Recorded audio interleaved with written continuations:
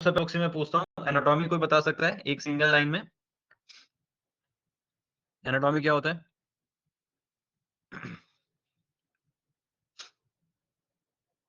संक्षेप में अगर आप ब्रीफ में बताना चाहो तो फटाफट कोई भी बता दो, एनाटॉमी क्या होता है?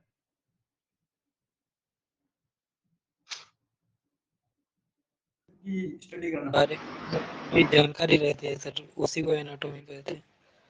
क्या फिर से बोलना? सर हमारी शारीरिक संरचना, मतलब हमारे अंदर कितनी हड्डियां, बोन्स वगैरह, इन चीजों के बारे में जानकारी, हमारे शरीर की जानकारी जो होती है उसको एनाटॉमी बोलते हैं। ठीक है, और फिजियोलॉजी बता सकते हो? फिजियोलॉजी किसको बोलते हैं? ह्यूमन बॉडी के फंक्शन की स्टडी करना, ह्यूमन बॉडी के कंपोनेंट्स की स्टडी करना, फंक्शंस की, ऑर्गन के फंक्शंस की फंक्शंस स्टडी करना। हाँ ठीक है, फंक्शंस की स्टडी करना। ठीक है, तो ये एनाटॉमी फिजियोलॉजी की एक बेसिक सी डेफिनेशन है। ठीक है, अब देखो क्या है, anatomy is the branch of science that deals with the study of structure of human body. हमारी बॉडी में जो भी चीजें हैं, जैसे कि सेल है, टिश्यूज हैं, बोन्स हैं, अलग अलग ऑर्गन्स हैं, जॉइंट्स हैं, टेंडन्स हैं, लिगामेंट्स हैं, बहुत सारी चीजों से हमारी बॉडी बनी हुई है।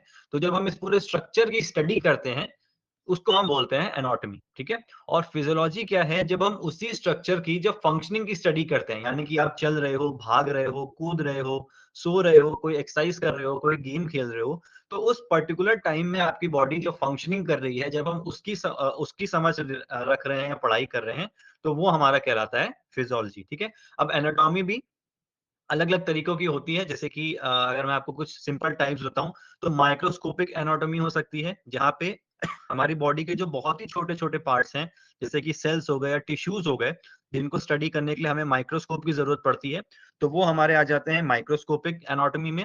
इसी के अपोजिट में आपका होता है मैक्रोस्कोपिक। मैक्रोस्कोपिक का मतलब है कि यहाँ पे आपको माइक्रोस्कोप की जरूरत नहीं पड़ती, जैसे कि आपके बोन्स हो गए, आपका ऑर्गन्स हो गए। ठीक है, इन सारी चीजों की जब हम स्टडी कर रहे हैं, या जॉइंट्स हो गए, तो ये हमारा माइक्रोस्कोपिक में आता है, जिसको हम लोग कभी कभी ग्रॉस एनाटॉमी भी बोलते हैं। ठीक है, तो दो ये हो गए, एक माइक्रोस्कोपिक जहां पे हम माइक्रोस्कोप से चीजों को स्टडी करते हैं, जैसे कि सेल्स, टिश्यूज, और मैक्रोस्कोपिक हो गया जहां पे हमें माइक्रोस्कोप की जरूरत नहीं पड़ती है, हम लोग आराम से सिर्फ अपनी आंखों से ही चीजों को देख के उनके बारे में समझ सकते हैं। ठीक है, मैक्रोस्कोपिक।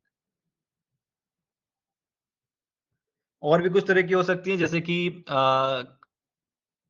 डेवलपमेंटल होती है, डेवलपमेंटल एनाटॉमी होती है, जहां पे आप आ, किस तरीके से डेवलप कर रहे हैं आपके बॉडी पार्ट, जब आप उसकी स्टडी कर रहे हो, या फिर आपका स्ट्रक्चर कैसे डेवलप कर रहा है, तो डेवलपमेंटल में आ जाती है। कुछ कंपैरेटिव एनाटॉमी भी होती है, कि जहां पे आप दो लोगों के बॉडी स्ट्रक्चर को कंपेयर करते हो, उनके स्ट्रक्चर को कंपेयर करके पता लगाते हो कि किस तरीके से चेंजेस आते हैं इंडिविजुअल टू इंडिविजुअल। तो ऐसे बहुत सारे एनाटॉमी होती हैं।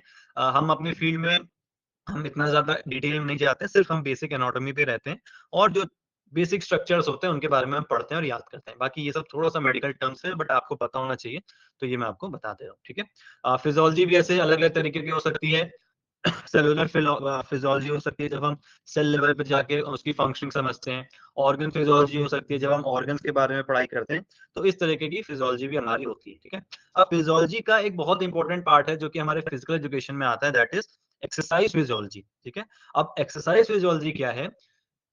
It is a branch of sports science that deals with human body, it's functioning and effect of exercise on human body systems. यानी कि हम जब कोई एक्सरसाइज करते हैं, हम कोई भी फिजिकल ट्रेनिंग करते हैं, फिजिकल एक्टिविटी करते हैं, तो उस पर्टिकुलर एक्सरसाइज की या फिर एक्टिविटी का हमारी बॉडी के ऊपर क्या असर होता है, हमारी बॉडी की फंक्शनिंग में कैसे डिफरेंस आता है, या फिर उसमें क्या इफेक्ट्स आते हैं, उनके बारे में जब हम समझते हैं, तो वो हमारी एक्सरसाइज फिजियोलॉजी कहलाती है। अब इसका बहुत सिंपल सा एग्जांपल है, जब आप एंड्योरेंस ट्रेनिंग करते हो, जो लॉन्ग डिस्टेंस एथलीट होते हैं, उनसे कभी आप बात करना, तो आप खुद भी उनको देख के लगेगा कि उनकी जो नॉर्मल फंक्शनिंग है, जो उनका कार्डियोवास्कुलर फिटनेस है, वो नॉर्मल एथलीट से बहुत अच्छा होता है। तो जब आप एंड्योरेंस ट्रेनिंग करते हैं, तो वो हमारे हार्ट की हेल्थ हेल्थ को बेटर करता है, हमारे लंग्स को बेटर करता है, हमारा कार्डियो रेस्पिरेटरी फिटनेस जो होती है वो डेवलप होती है। तो एक्सरसाइज की वजह से हमारे ऑर्गन्स पे या फिर हमारी ह्यूमन बॉडी पे क्या असर पड़ता है, उस सब इन सारी चीजों के बारे में जो पढ़ाई होती है, वो हमारी एक्सरसाइज फिजियोलॉजी के अंदर आती है। ठीक है, तो ये कुछ बेसिक से इसके टर्म थे। अच्छा चलो, अब मैं फिर से कुछ क्वेश्चन आप लोग से पूछता हूँ। फटाफट मुझको बताना, सेल की स्टडी को क्या बोलते हैं?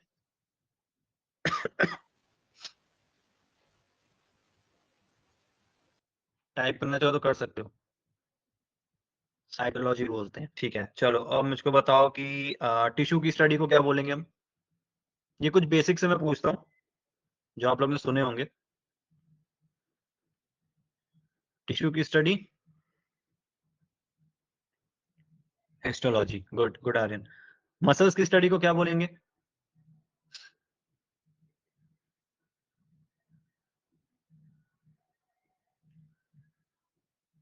मायोलॉजी, ठीक है, बिल्कुल मायोलॉजी। और हार्ट का बता दो, हार्ट की स्टडी को क्या बोलेंगे? कार्डियोलॉजी। कार्डियोलॉजी, ठीक है। बोन का बताओ, स्टडी ऑफ ऑस्टियोलॉजी। बोन्स क्या होगा? ऑस्टियोलॉजी। ऑस्टियोलॉजी, ऑस्टियोलॉजी, ठीक है ठीक है ठीक है। चलो एक और पूछ लेता हूँ कोई सा।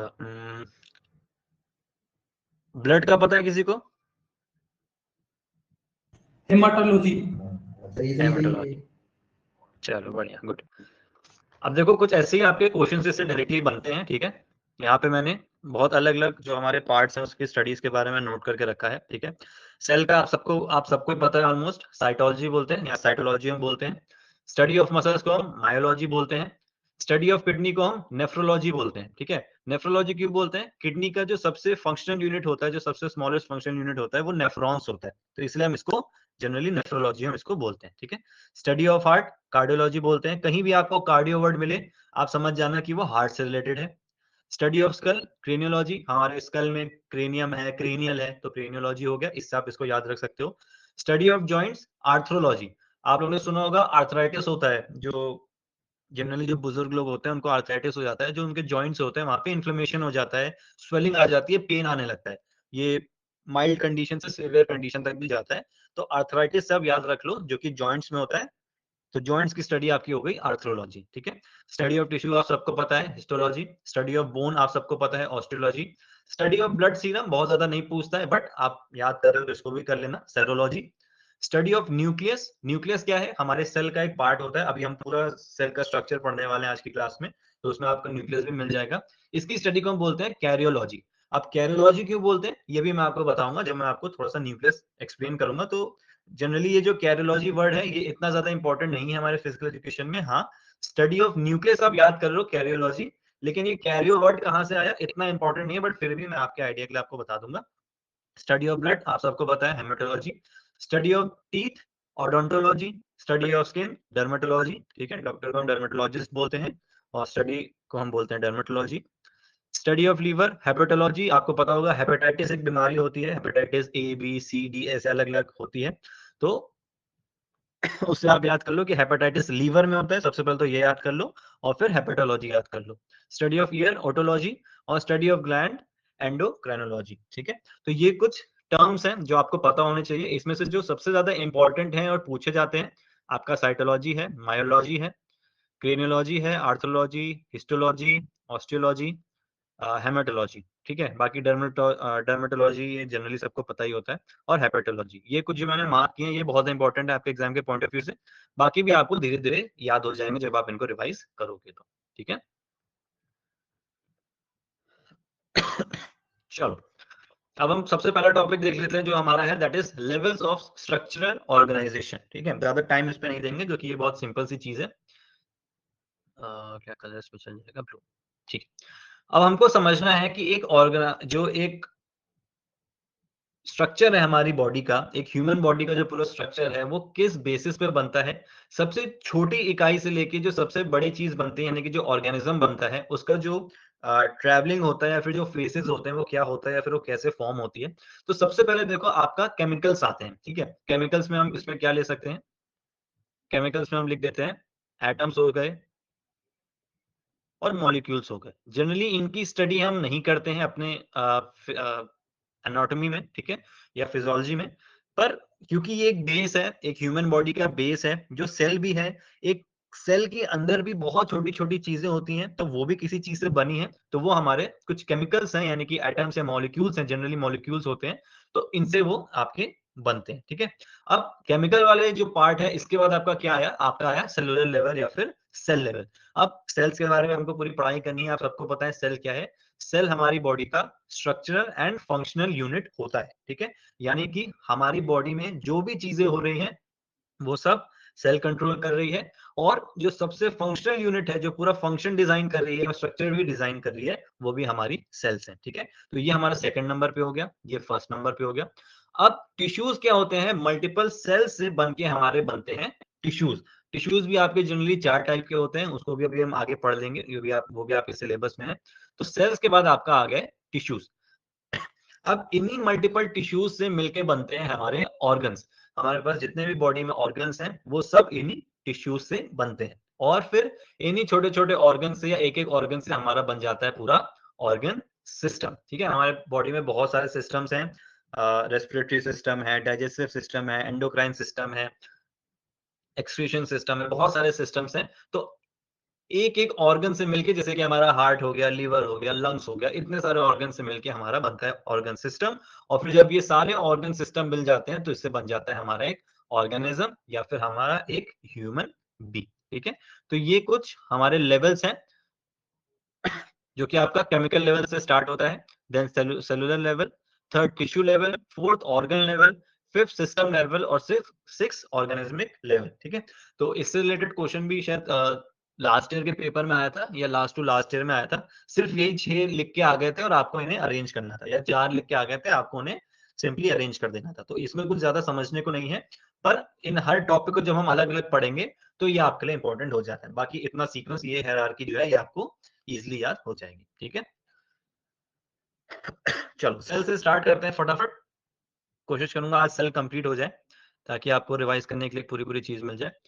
The cell was first discovered by Robert Hooke, ठीक है। तो रॉबर्ट हुक ने 1665 में सेल को डिस्कवर किया था।